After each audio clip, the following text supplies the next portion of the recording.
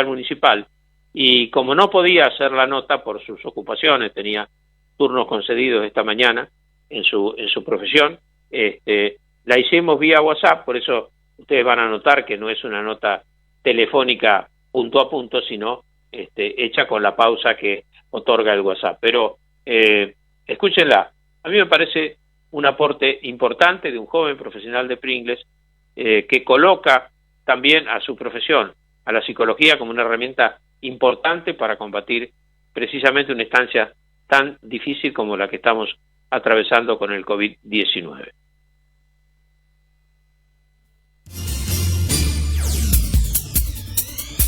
Todo pasa por la radio. A continuación, entrevistas por FM Ciudad Pringles. Despertando en la ciudad.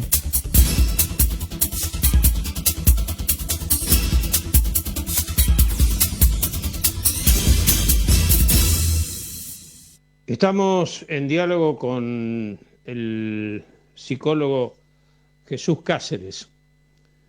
En todos estos días y fundamentalmente por el incremento, por esta segunda/tercera ola, la inquietud avanza sobre temas que ya se habían desarrollado con la primera ola. Obviamente me estoy refiriendo a las derivaciones que produjo una cuarentena bastante cerril, bastante prolongada. Yo creo, y dejé constancia de eso, innecesariamente prolongada. Creo que motivada también por una serie de personas, algunas públicas, que han sido víctimas del COVID-19. Cuando digo víctimas, estoy hablando de personas fallecidas. También en el orden local, en los últimos días se ha incrementado esta situación con personas conocidas. A algunos les ha tocado más de cerca, familiarmente, en fin. Hay una inquietud desarrollada en estos últimos días. Y si bien es cierto que todos los días destacamos que nuestro insumo básico es la información, también es cierto que en nuestra función de amplificadores de la realidad tenemos que tener cuidado con no magnificarlas y ir a buscar las definiciones de las personas que tienen un conocimiento acabado, que son profesionales. Y en los últimos tiempos vemos inquietud, vemos angustia, vemos consternación, vemos la resultante de una situación que conmueve por todo lo expresado antes y fundamentalmente porque este panorama de incrementos diarios, hoy estamos atravesando otro récord y naturalmente nos pone inquietos a todos. La pregunta, después de esta larga introducción, Jesús, que espero me disculpes, es precisamente eso. ¿Qué podemos aportarle a la gente desde tu profesión, desde tu actividad, entrando un poco en la mente, en la psiquis de las personas? Hola Ricardo, ¿cómo estás? Te agradezco por la invitación.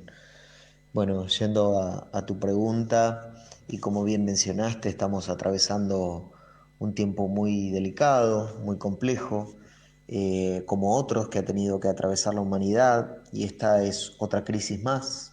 Como la palabra lo dice, la crisis es una oportunidad de cambiar, de que hay un sistema que necesita evolucionar, necesitamos adaptarnos a los nuevos cambios para poder salir airosos y hasta fortalecidos, ¿no? Como es el concepto de resiliencia.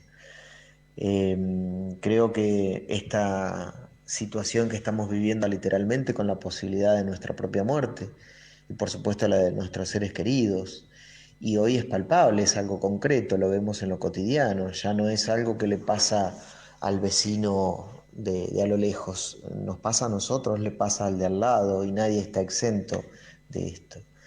Desde hace un año, desde el equipo de salud en general, se viene trabajando en el generar conciencia, en el tomar todos los recaudos necesarios para minimizar los riesgos. Insisto, nadie está exento de contraerlo, pero tenemos la posibilidad en nuestras manos de minimizar, y eso creo que es lo más importante. Hoy en día se sigue generando conciencia desde todos los aportes que se pueda dar. Obviamente, como mencionaste recién, tal vez los medios de comunicación en el afán de informar y comunicar, muchas veces terminan eh, generando cierto grado de angustia o de pánico en la gente, pero no es otra cosa que la confrontación con la realidad que hoy están angustiando. Vos empleaste un término que es resiliencia. Eh, ¿Cómo lo podría asimilar la gente? Es decir, cuando hablamos de resilientes, ¿de qué estamos hablando? Estamos hablando de personas que asumen la realidad, que la pueden llegar a comprender.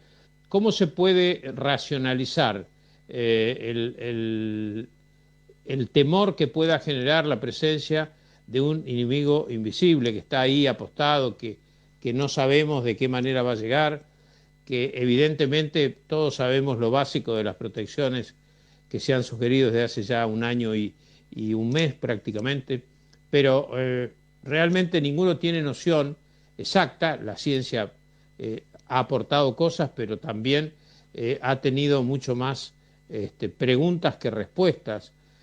Uno se había hecho un poco la idea de que la Organización Mundial de la Salud era una suerte de el libro de los sabios de Sion, y sin embargo han demostrado que son muy falentes, que evidentemente esto los ha sorprendido, los ha sacado de su panorama habitual. Eh, ¿cómo podemos ayudar a la gente? ¿Cómo podés vos dar un mensaje que en lo posible sea tranquilizador, Jesús? Bueno, desde la psicología se toma o se utiliza el término resiliencia como la capacidad que puede tener un individuo o toda una sociedad o un pueblo de poder afrontar una situación traumática y lograr salir no solo airoso, sino hasta fortalecido. Y tiene mucho que ver con estas palabras que vos acabas de mencionar, de aceptación.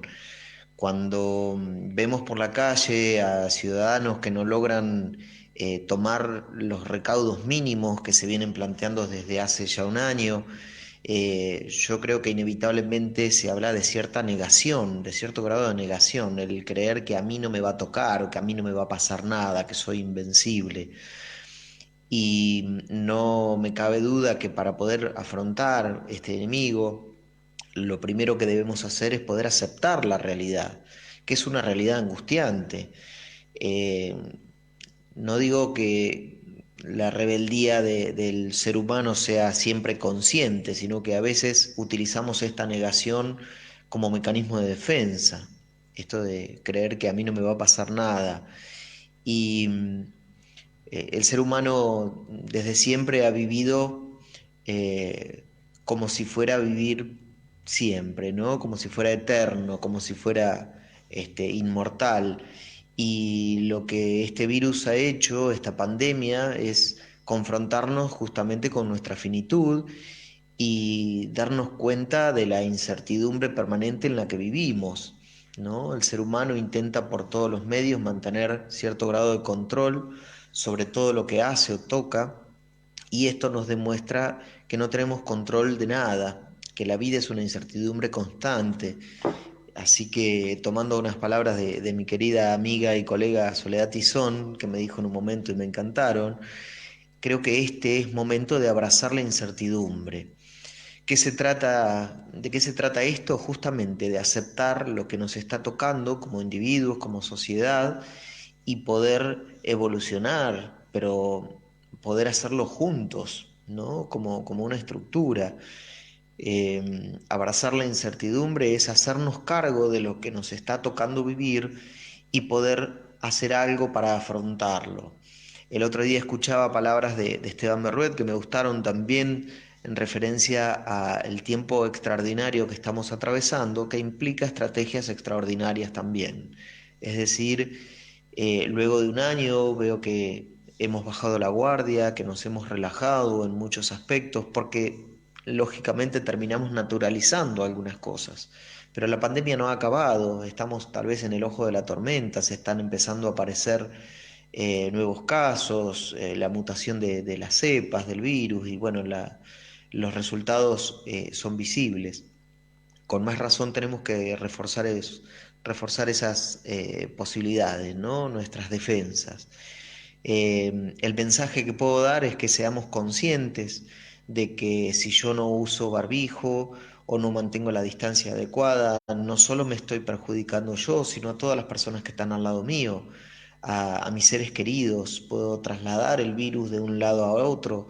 Entonces, cuando se habla de las medidas preventivas, no es algo que se le ocurre al director del hospital o al secretario de salud o a quien fuere. Digo, son medidas consensuadas que van modificándose tal vez de una semana a otra, que son en pos de poder frenar esta pandemia y de que eh, podamos darle una batalla adecuada, ¿no? En la medida que no aprendamos de esto, no aprendamos de lo que estamos atravesando, vamos a seguir repitiendo la historia y tal vez se nos va a hacer más extenso de lo que nosotros esperábamos. Jesús, Elvira Sastre, en un importante libro sobre la mente humana, dice, envidio desde mi parte cuerda la insana libertad de la locura, entendiendo y ratificando esos conceptos de que el ser humano tiene, al mismo tiempo que una parte cuerda, también funciona una parte insana.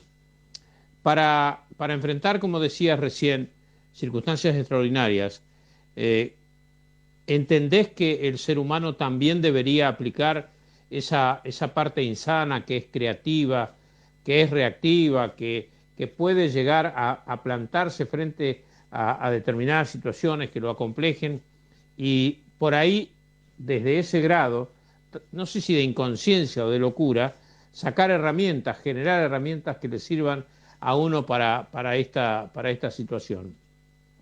¿Te parece apropiado estas circunstancias o es también un grado de locura?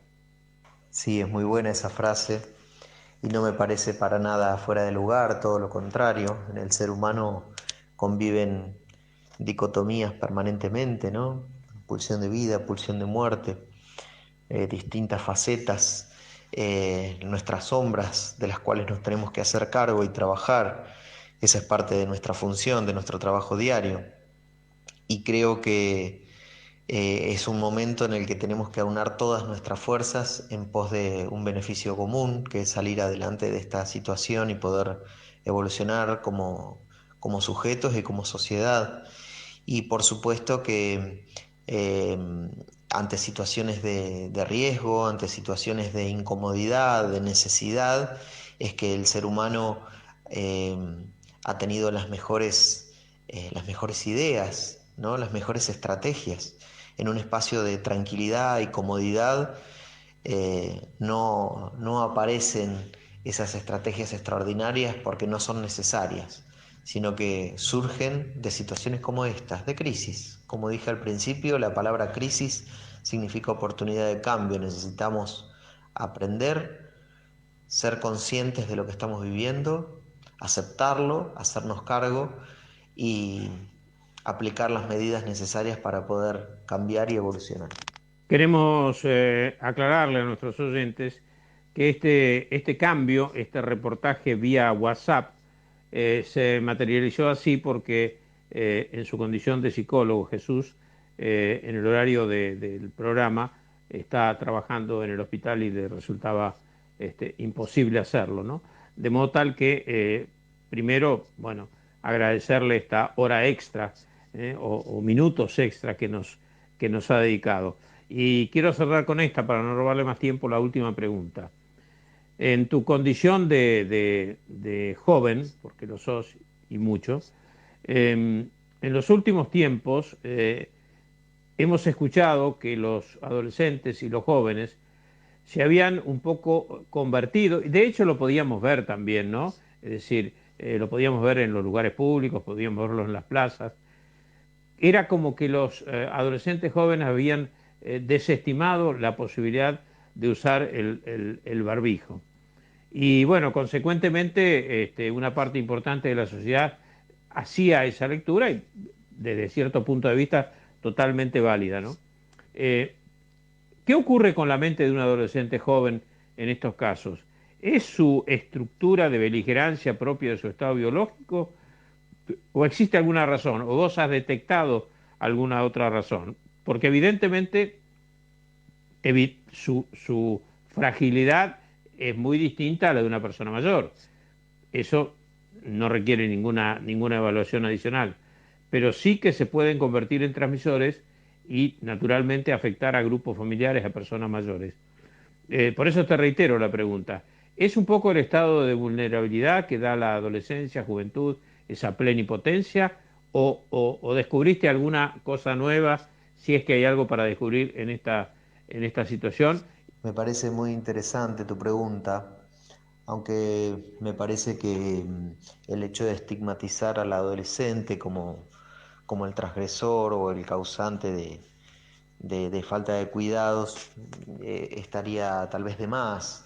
Hoy no podemos hablar solo de una franja etaria, vemos adultos, personas de distintas clases sociales y formación académica que tienen distintos criterios en referencia a la pandemia y no todos logran cuidarse o tomar los recaudos que el sentido común propone. Sí, el adolescente, como bien mencionaste, por una cuestión de etapa, por naturaleza es transgresor, por naturaleza es rebelde y tiende justamente a romper con las normas. Y además aparece también esta dicotomía, ¿no? De por un lado la vulnerabilidad, la fragilidad de la adolescencia, pero por otro lado esta sensación de inmortalidad, de creer que la enfermedad o la muerte es algo sumamente lejano, algo que le pasa solo a las personas grandes, algo que ocurre allá lejos en el futuro. Por eso de algún modo se vuelven o se consideran eh, menos vulnerables o intocables a la enfermedad. Más allá de eso, insisto, creo que no es una cuestión solo de edad, principalmente porque el adolescente no es un sujeto único y aislado, sino que es parte de un sistema familiar más complejo. Entonces, si un adolescente no cumple con las normas que se proponen o toma los recaudos, hay una gran cuota de responsabilidad de esos padres que están detrás, que cumplen la función de guías, de acompañar, de transmitir valores. Entonces, insisto, esto es generar conciencia en todas las personas, ¿no? No solo en los jóvenes y adolescentes que tienen la necesidad de moverse, de salir, de generar contactos y vínculos sociales, porque así su naturaleza se los requiere. Pero bueno, vuelvo a esto de que el hecho de generar conciencia es hacia todas las personas por igual. Te agradezco, Ricardo, por el tiempo, por el espacio, y déjame agradecer y mandar un fuerte abrazo a todo el equipo de salud que estamos trabajando desde el primer día y nuevamente reforzar el pedido a la comunidad de que cumplamos en la medida de lo posible con la propuesta del cuidado del lavado de manos, del alcohol en gel, del distanciamiento, del uso de barbijo. No es nada nuevo lo que estoy diciendo, es algo de lo que se viene hablando ya hace mucho tiempo, pero que nunca está de más reforzarlo porque, como ya mencionábamos, tendemos a flaquear o a naturalizar lo que estamos viviendo y la pandemia aún no ha acabado. Muchas gracias, Jesús Cáceres. Ha sido un placer tener este diálogo contigo. De nada, Ricardo, ha sido un placer y gracias a vos. Despertando en la ciudad.